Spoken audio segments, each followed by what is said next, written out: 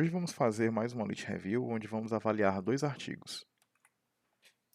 O primeiro artigo é o Secure Social Networks in 5G Systems with Mobile Edge Computing, Cache and Device-to-Device Communications. Um artigo de 2018, publicado na I3E Wireless Communications, no Journal A1, de Quares A1, fator de impacto 11.979.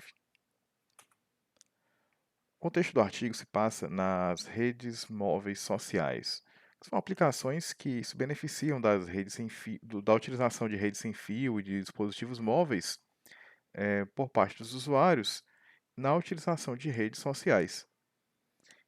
Então, as MSNs, elas são tecnologias e técnicas que exploram o uso desse tipo de comunicação e desse tipo de dispositivo. Tecnologias e técnicas como a comunicação D2D, entre dispositivos diretamente, que permitem caching e distribuição de dados mais eficiente. Mobile Edge Computing, a utilização de servidores mais próximos dos usuários. E de CCNs, né, Content Centric Networking, que permite obter maior eficiência na busca por informação. A problemática abordada no artigo é que já existem outros trabalhos que exploram D2D, MAC e caching para melhorar MSNs, mas esse artigo ele propõe explorar os relacionamentos sociais entre os usuários para tornar a distribuição de conteúdo mais segura e mais eficiente. E propõe-se melhorar a utilização desse tipo de rede com as técnicas já mencionadas. Uma proposta é prover um sistema de medição de confiança entre os usuários e também um sistema baseado em aprendizagem por reforço que usa as medidas de confiança para determinar onde alocar recursos numa MSN. Então, como background, nós temos três tópicos. O primeiro é um background em Mobile Social Networks, MSNs, e então são aplicações que se valem da cobertura das redes móveis e das redes móveis sem fio para atender às necessidades sociais dos usuários. Além disso, além de utilizar o modelo cliente-servidor, as redes MSNs elas permitem comunicação direta entre os usuários para a distribuição de conteúdo e esses dados eles podem ser compartilhados dentro de comunidades na MSN, tornando-a mais eficiente em consumo de recursos e latência. Um outro background é das tecnologias, né, sobre a qual as MSNs podem se apoiar, como D2D, MAC e caching. Cloud Computing, por exemplo. Cloud Computing permite uma entrega centralizada de conteúdo, mas é, adiciona latência às comunicações entre os usuários e os servidores. Com o Mobile Edge Computing, você pode trazer o conteúdo para mais próximo dos usuários, descentralizando um pouco sua distribuição. Isso confere menor latência do que Cloud Computing e também permite fazer o que se chama de Location Awareness, ou seja, os servidores eles possuem informações mais contextualizadas, né, conteúdos mais contextualizados com a região que ele cobre.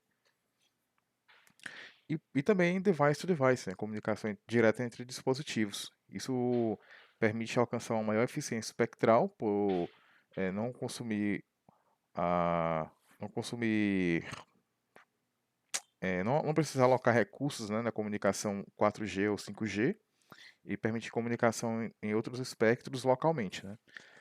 Permite também fazer o offload do tráfego para comunidades de usuários e também pode conferir menor latência no consumo de conteúdo.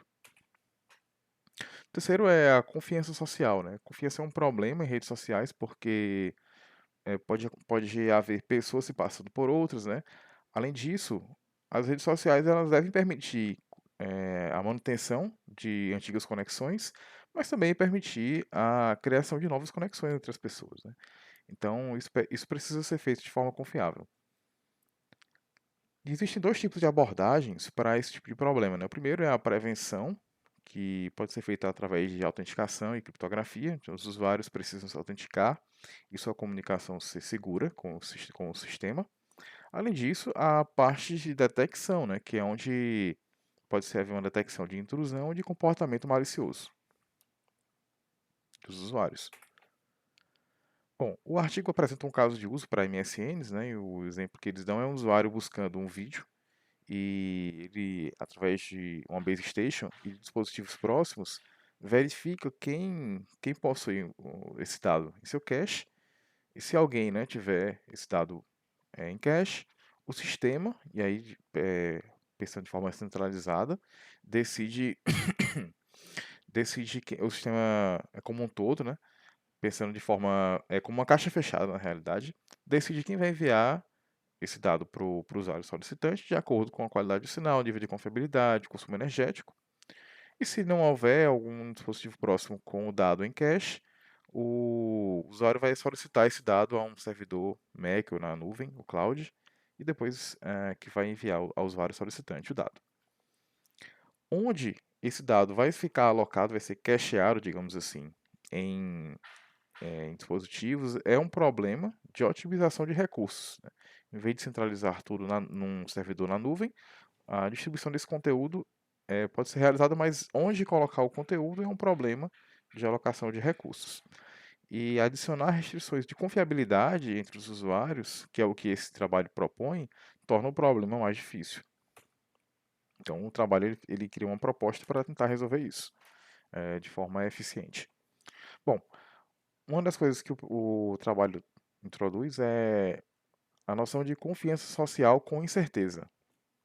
Então, permite que cada usuário, né, dessa forma, cada usuário terá um número de confiabilidade entre 0 e 1, que é dada por outros usuários a ele.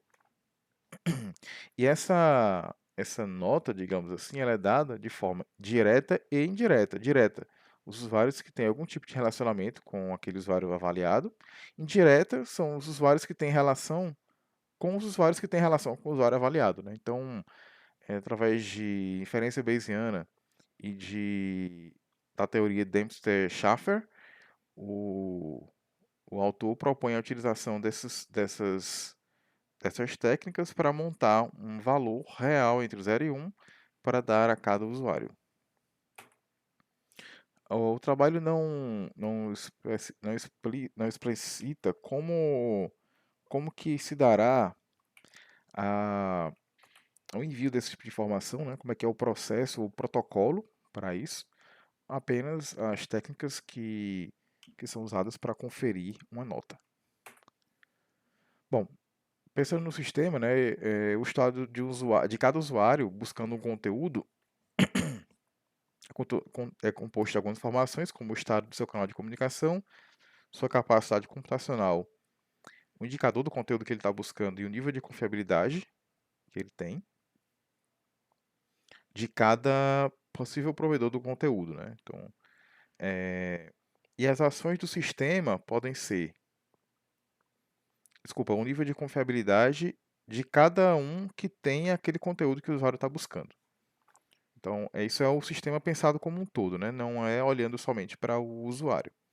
E as ações do sistema podem ser escolher o provedor que enviará o conteúdo, e aí isso leva-se em conta a confiabilidade dele. Decidir se o processamento se algum processamento sobre o conteúdo será realizado pelo emissor ou pelo remetente, por exemplo, algum tipo de descompactação, algo do tipo. Decidir se o conteúdo será armazenado em cache no provedor. O provedor pode precisar buscar o conteúdo em algum servidor, né? Porque o provedor ele ele pode algum nó da rede pode ser provedor de um conteúdo mesmo sem tê-lo, né? Ele pode ter acesso ao conteúdo através de um outro servidor na nuvem, por exemplo. Então, os possíveis provedores eles podem servir o conteúdo e para isso podem buscar em outro lugar também, né? E essa decisão de se eles vão manter em cache ou não esse conteúdo é uma parte da decisão do sistema. Bom, por fim, o algoritmo de decisão, ele é um modelo que decide, né, onde é quem vai servir o conteúdo e se vai cachear ou não. É um modelo baseado em aprendizagem por reforço, né, Deep Q-Learning. E o Deep vem do uso de redes com muitas camadas, como na Q-Function, da aprendizagem por reforço, que calcula a recompensa de cada ação, né? Então, a ideia da aprendizagem por reforço é você ter uma função que calcula a recompensa de cada ação e avaliar as ações possíveis, né, para identificar qual é a melhor estratégia a ser adotada num dado momento, né, num dado estado do sistema. O trabalho não discute onde ou quem na rede executa esse agente, né, apenas dá as técnicas que podem ser usadas, mas não o protocolo de fato, a utilização concreta. Como o estado de cada usuário se dissemina pela rede é uma questão que ficou aberta, cada usuário toma uma decisão individualmente, baseado sobre o conhecimento completo. Isso também não ficou claro. É como é que o usuário conhece quando solicita, ou quando é que o nó decide o que fazer, quem decide que ele é um provedor de um conteúdo específico, isso não ficou claro. Essas questões não ficaram claras apenas o ferramental teórico que viabilizariam a tomada de decisão.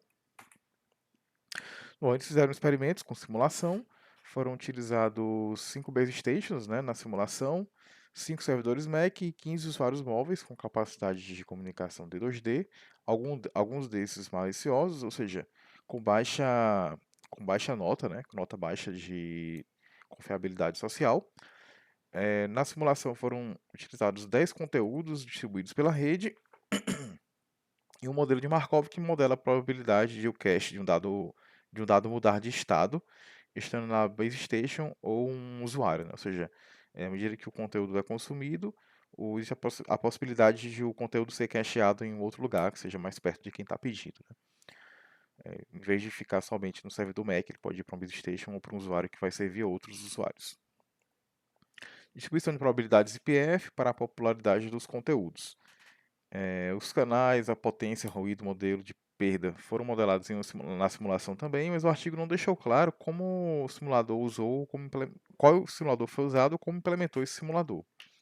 Só apresentou alguns parâmetros, né, que são esses, e alguns outros relacionados ao canal, potência, e não deixa claro como isso foi executado.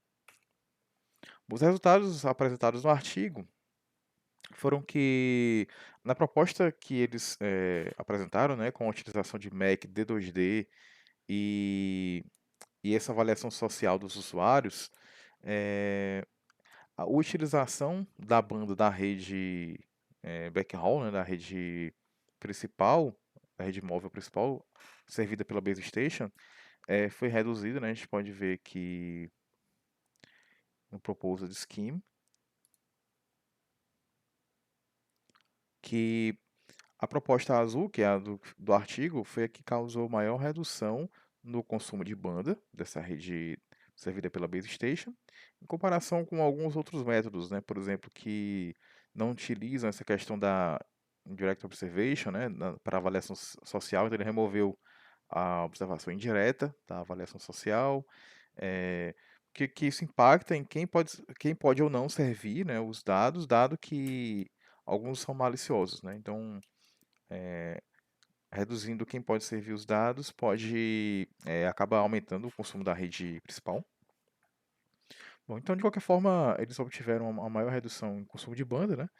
Comparado com as técnicas menos, reduzindo as capacidades da técnica, né? Ou seja, o ferramental, né? A parte de avaliação social, Mobile Edge Computing e D2D. Interessante ver aqui como cada um adiciona a redução no consumo da banda. Bom, a gente também tem uma avaliação que é a Trust Value, né? É, como a como o modelo, né? Ou como o sistema responde a uma mudança na, na confiabilidade do nó. Então, o nó 1, ele tomou uma ação que reduziu sua confiabilidade de 1 para 0,6. O artigo não deixa claro que ações exatamente podem reduzir a confiabilidade do usuário, mas podem ser coisas do tipo modificou um arquivo, né? Ou coisas do tipo que perturbem a rede.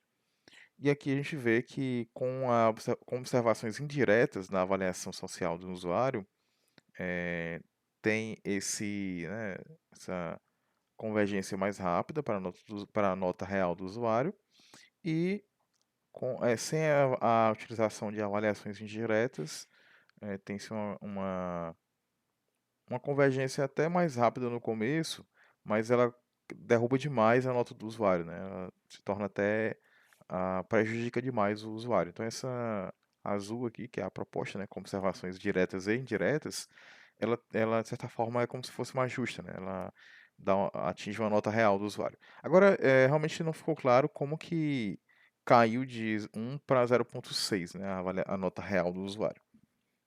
Isso não ficou claro. Mas, pelo menos essa abordagem de avaliações indiretas é como se funciona mais ou menos como uma disseminação de notas, né, entre os usuários da rede. Uma disseminação de avaliações.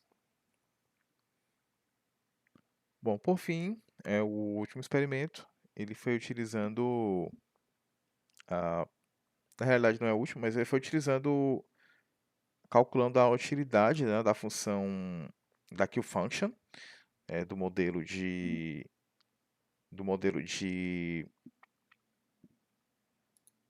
aprendizagem por reforço, dado que o número de nós maliciosos foi aumentando na rede, né? Então, à medida que o número de nós maliciosos foi aumentando, a utility foi reduzindo, ou seja, a chance de um dado ser cacheado, né, para um outro usuário, por exemplo, vai reduzir, porque o sistema vai tomar menos decisão, né?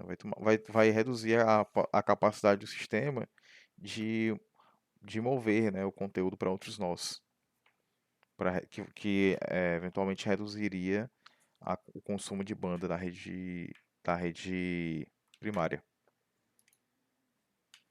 Bom, então, por fim, a gente tem as considerações do artigo, né? O artigo é um artigo que foi feito pensando na adoção de 5G, D2D e MEC.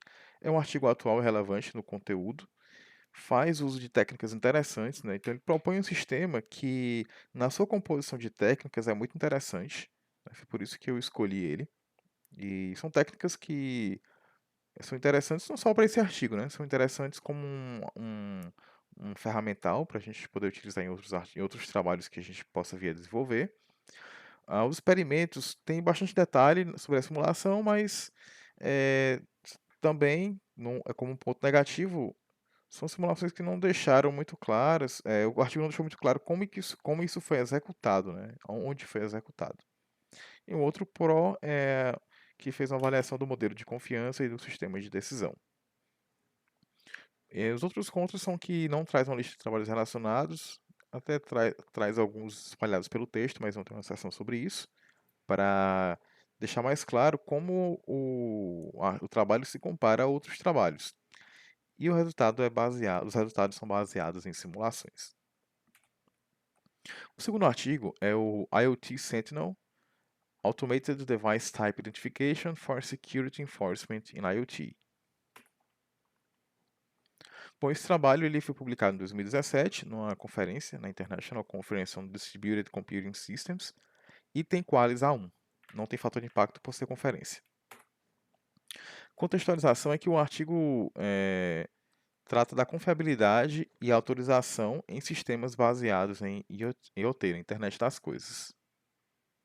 Então, trata da confiabilidade desses dispositivos e de sua autorização na rede. A problemática é que esses dispositivos eles podem conter falhas de segurança e serem vulneráveis a ataques. E um problema também é que aplicar patches de segurança rapidamente nesses dispositivos é um desafio, né?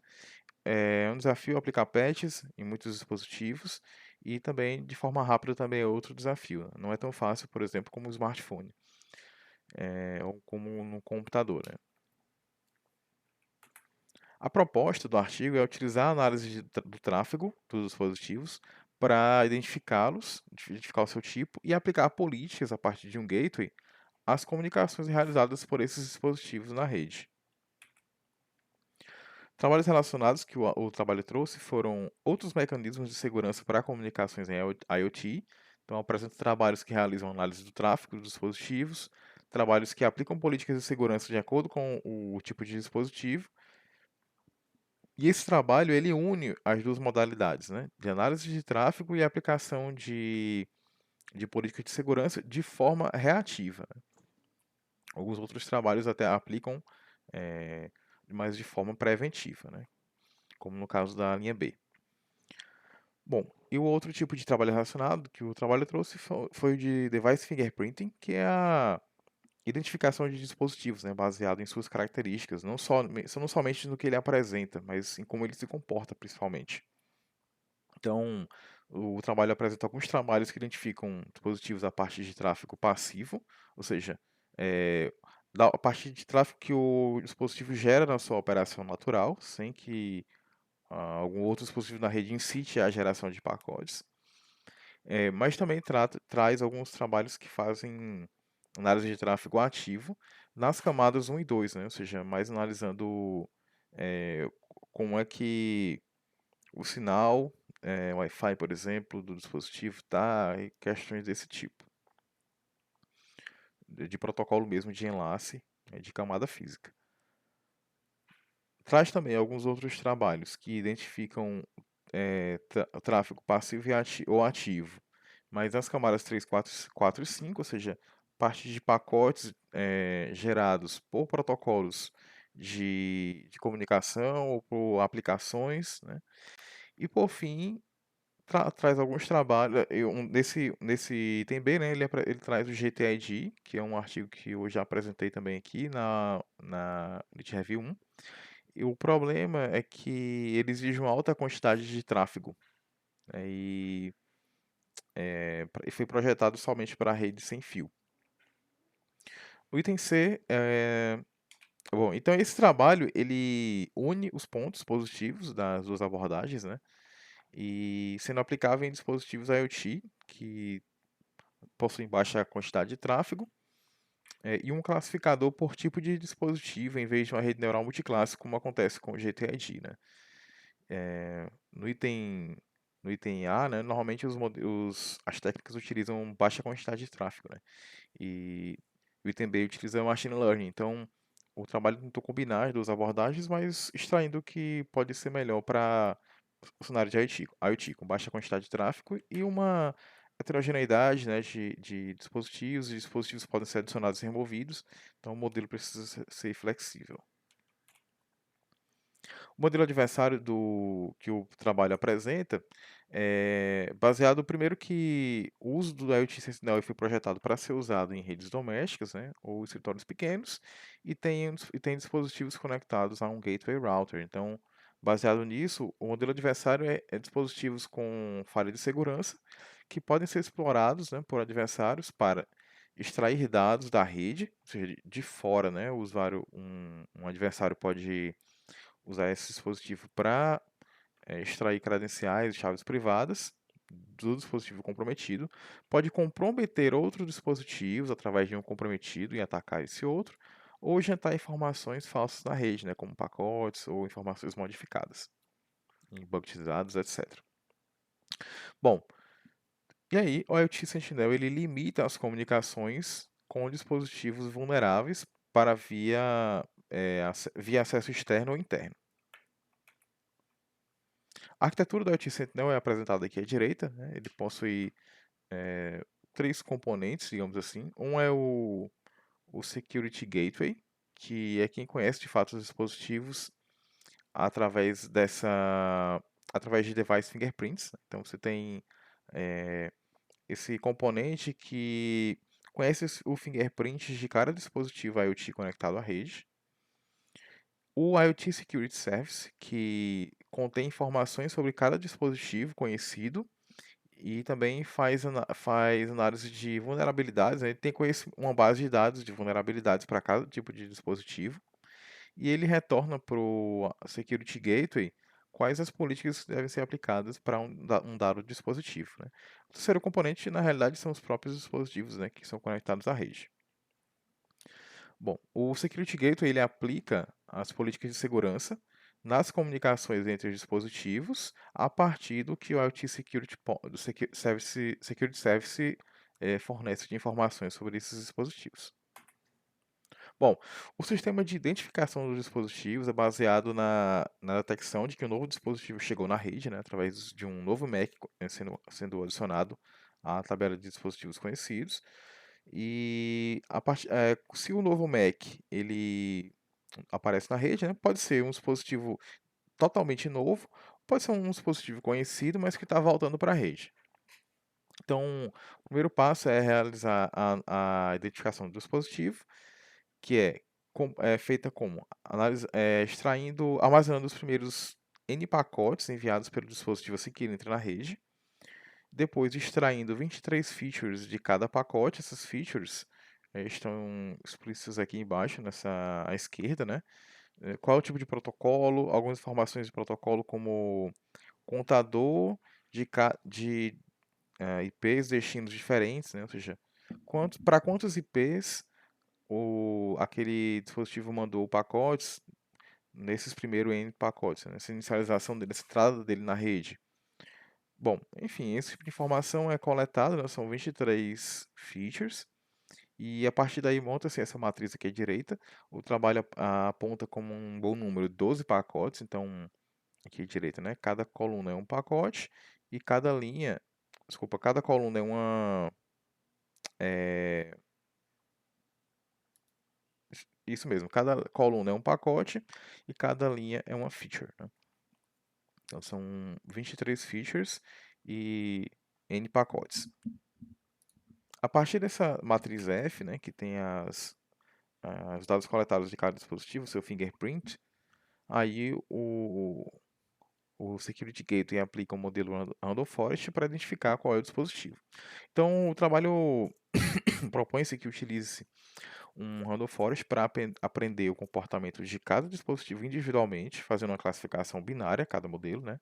E para treinar o Random Forest de um novo dispositivo, utiliza-se um conjunto de fingerprints desse dispositivo, né? O passo de treinamento é um pouco diferente.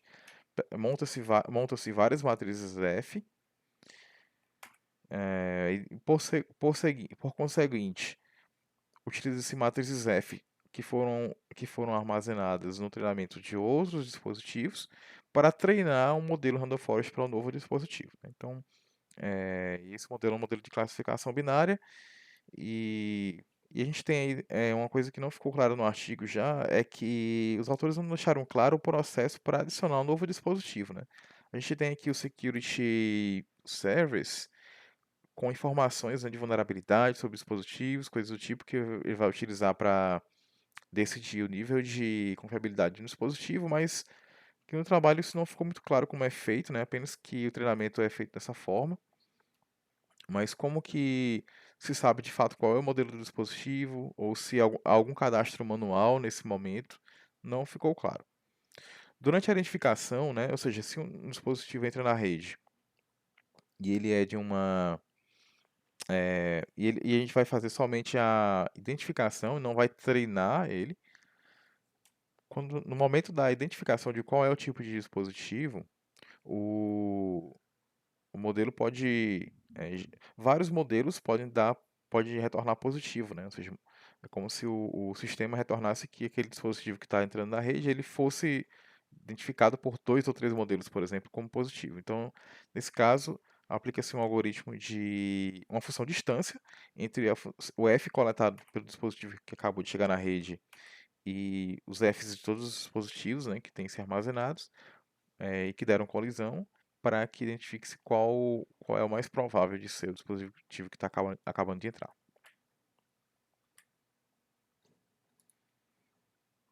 E um detalhe é que não se trata de identificação de dispositivo individual, né? Se trata da identificação do tipo de dispositivo, né? Então, é, vários dispositivos podem pertencer ao mesmo tipo, né?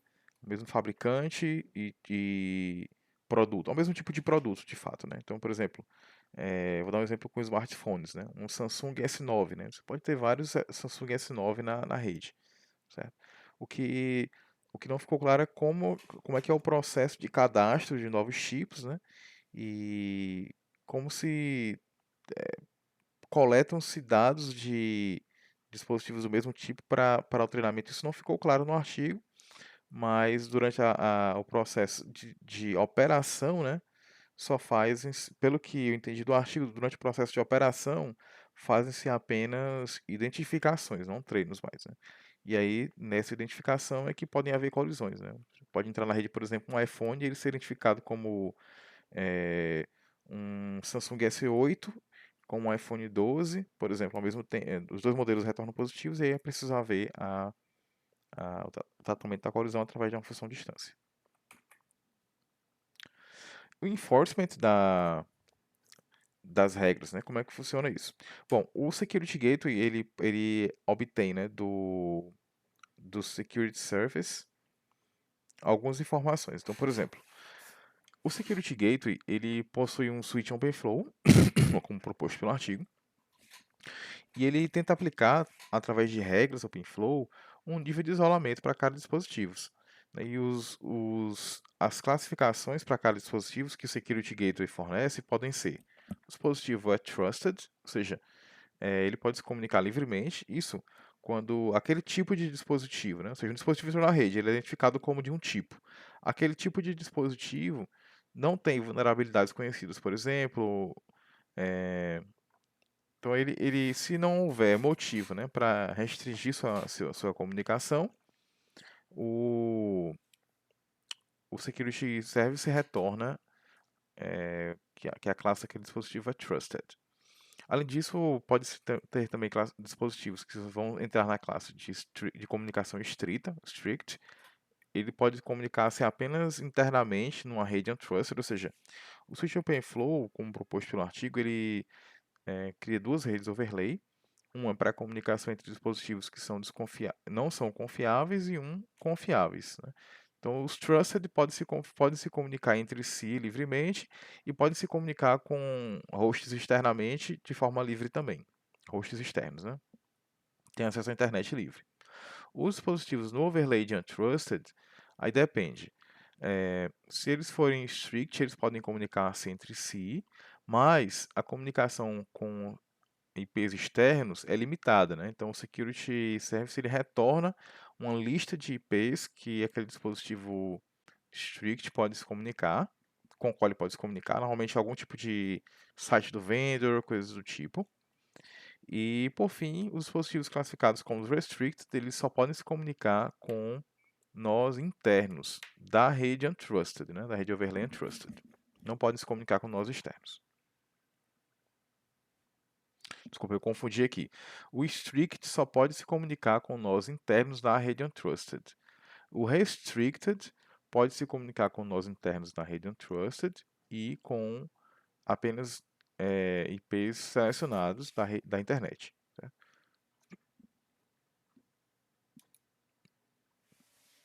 Bom, então, os experimentos, né, que foram realizados no trabalho foram feitos utilizando um notebook, atuando como Security Gateway.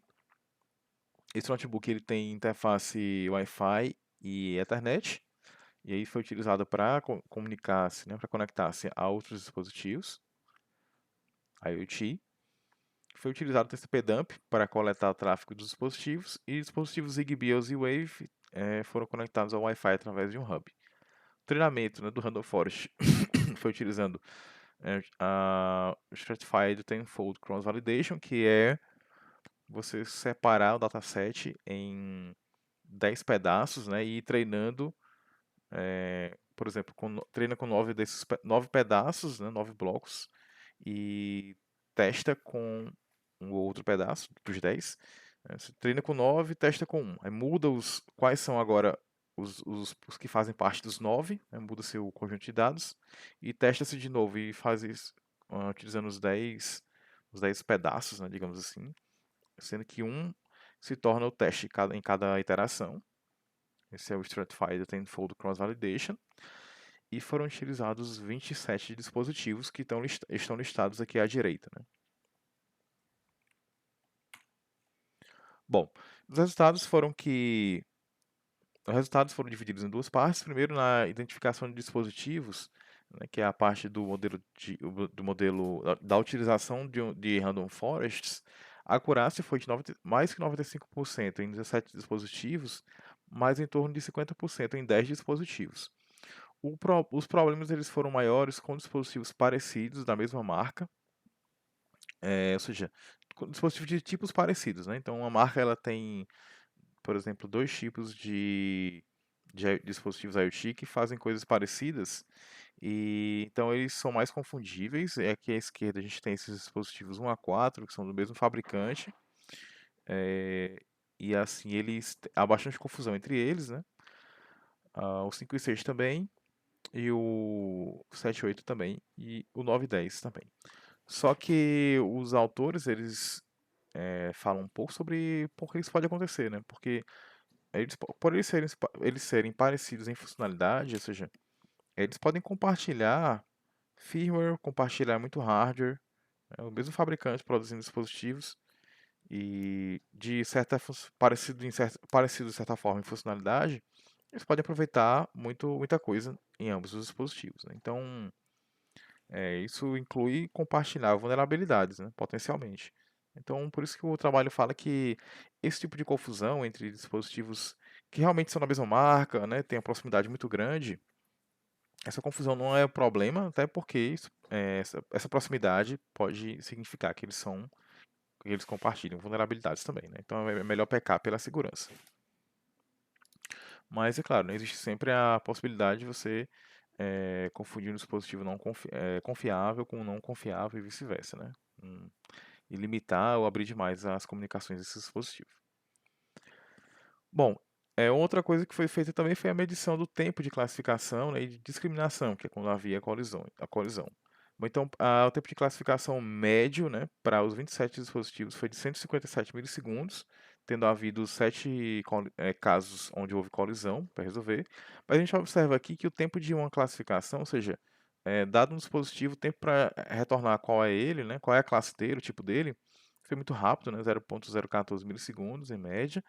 E o tempo de discriminação de um dispositivo que é um pouco mais elevado, né, 23 milissegundos. Então, esse aqui é o principal problema. O problema quando há colisões o impacto disso é grande no tempo, comparado com só o tempo de identificação do dispositivo.